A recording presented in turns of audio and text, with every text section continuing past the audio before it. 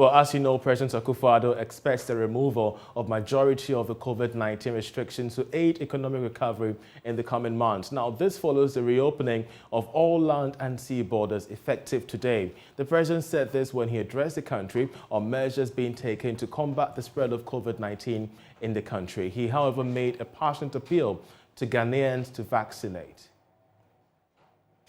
Ghanaians who have not received the jab, I urge you to take it.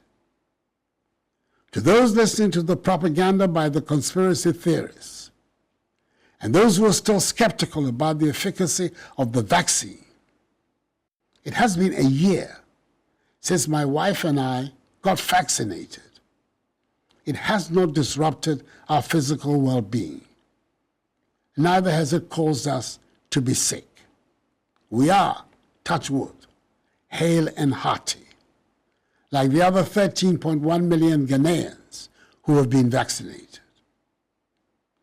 With countries in the ECOWAS community, especially in our neighboring countries, presently like us, recording very low levels of infections, and having significant numbers of our people vaccinated, and on the advice of the National COVID-19 Task Force and the health experts, I've taken the decision to revise the COVID-19 restrictions enacted under EI 64. At this point, I want to express the great gratitude of the nation to the leadership and membership of the Ghana Health Service, to all other health workers, and to members of the National COVID-19 Task Force for the outstanding work they have done in bringing us this far. Ours has been an all-inclusive national effort, including the security services, public and private sector agencies, religious and chieftaincy institutions, charitable organizations, all of whom have helped in bringing us this far. I hope I'll be forgiven if I single out the Church of Pentecost, the Catholic Church, and the COVID-19 Private Sector Fund for special praise. They all demonstrated exceptional love of country. So, from tomorrow, Monday, 28th March, the wearing of face masks is no longer mandatory. I encourage all of you, though, to continue to maintain enhanced hand hygiene practices and avoid overcrowded gatherings. All in-person activities, such as those that take place in churches, mosques, conferences, workshops, private parties and events, cinemas and theaters, as long as the audience and all participants are fully vaccinated. Hand washing and hand sanitizing points should be made available at these venues. Outdoor functions at sporting events, entertainment spots, political rallies and funerals may resume at full capacity, again, as long as in the importation of the virus into our country, especially as our first cases of the virus were imported through the Kotoka International Airport, KIA.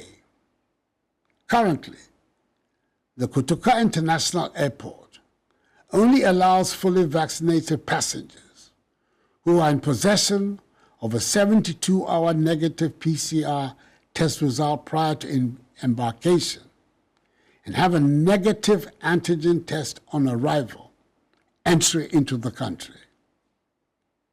Ghanaian citizens and foreign residents in Ghana who are unvaccinated or not fully vaccinated currently are given waivers by the Ghana Health Service to allow them entry into the country through the Kotoka International Airport. They must also have a 72-hour negative PCR test result prior to embarkation, take an antigen test on arrival, and are offered vaccination. From tomorrow, Monday, 28th March, fully vaccinated travelers into Ghana will not take PCR tests from the country of embarkation to allow them entry into the country through the KIA, and will not be tested on arrival. Citizens and foreign residents in Ghana who are not fully vaccinated would, however, need to provide a negative PCR test result of not more than 48 hours. President Akufo-Addo there, but what has influenced the president's optimism about the economy's recovery based on these measures that you just heard? George Riafi has more in this report. The closure of the country's land borders did affect the movement of persons to our neighboring countries, which brought its own challenges to the economy. But with this review, that could support some sectors of the economy.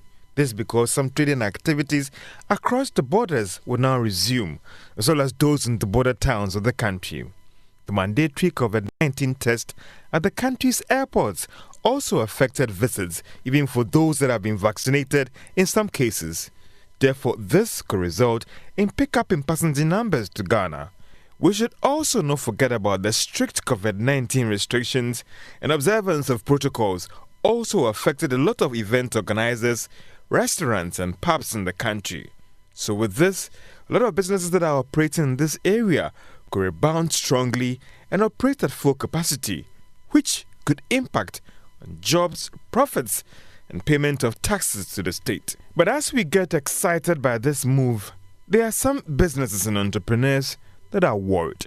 Have you thought about the local firms that are in the face mask business and the employment opportunity it offered to those who are in the mask retail business as well?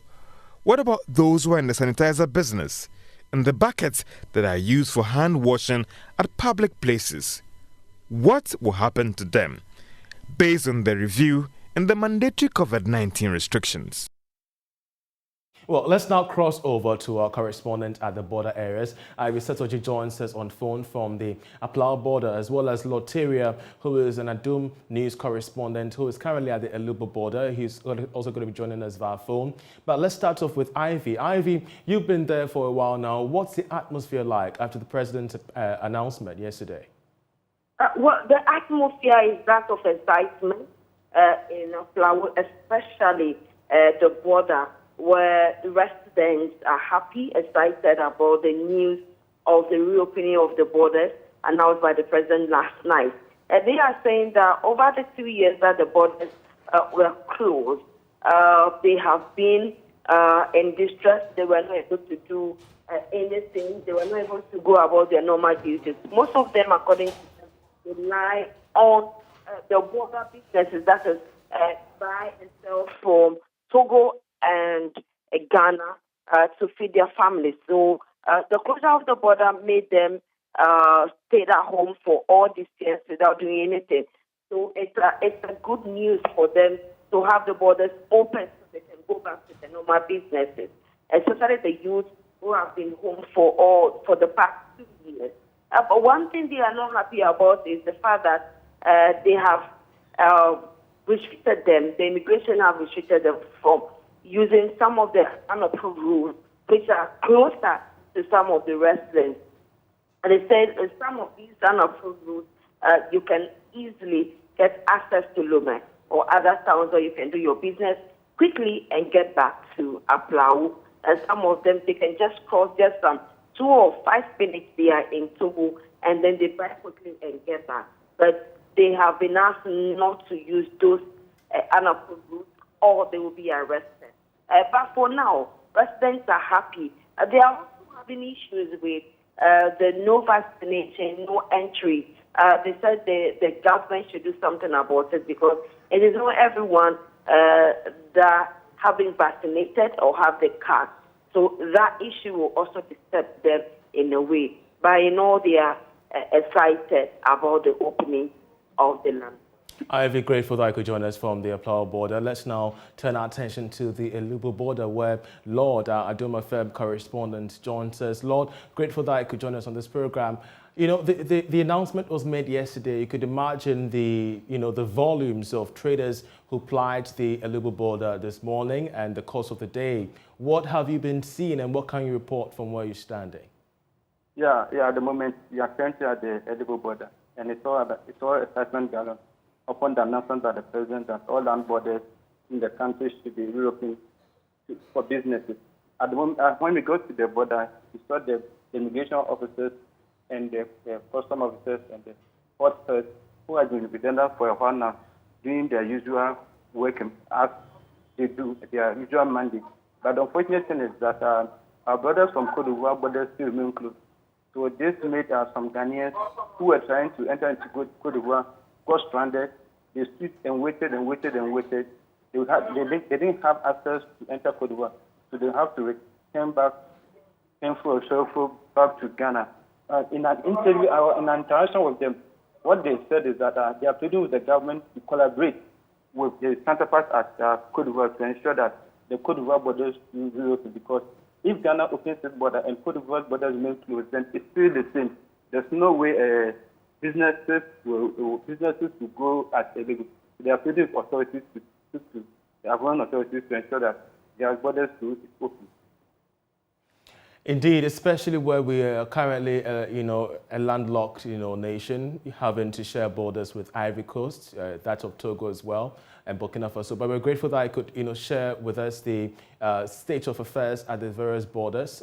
He's a Aduma FM correspondent. But joining me to discuss the impact on the ease and restrictions on intra-African trade and what it means for AFTA moving forward is Programs Director for CAT International, Kosi Appiah-Dumako. We're grateful that you could join us. With land and sea borders now opened, help us quantify the impact on intra-African trade.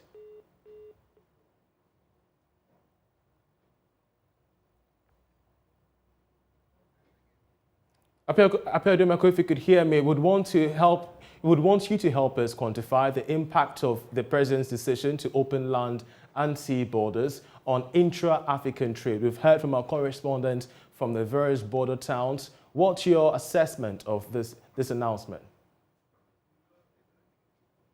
I'm afraid we have lost Appiah-Dumako, which we'll try and raise the line to get him on his assessment from the perspective of CAT International. But you're still watching The Marketplace. We're going for a short break. We'll be right back.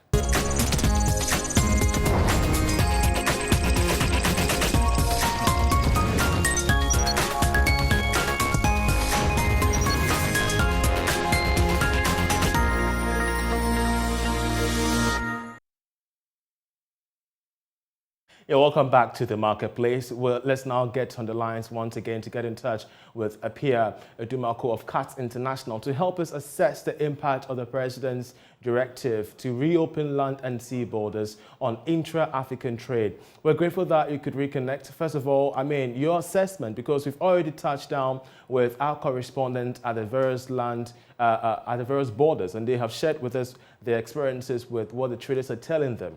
From your perspective, CAT International, what can you help us appreciate the impact of this on intra-African trade?